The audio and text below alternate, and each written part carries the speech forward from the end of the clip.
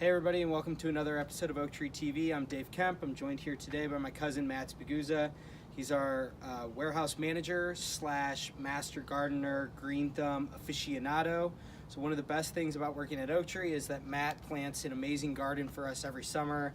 So I want him to kind of walk you through what we got going on back here, some of the stuff that people are making with all the different produce. So take it away. Yeah. So every year I plant the garden in about first week of May or so. This year we did some sweet potatoes, and for about $2 you can get a whole bunch of sweet potatoes at the end. $2 for like 6 plants.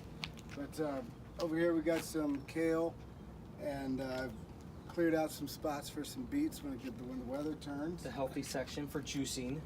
For juicing. We got some basil here. A lot of the women inside like to make pesto out of that. It's real good. Va bene. Some herbs, some more herbs, some garlic and some oregano, some sage and fennel.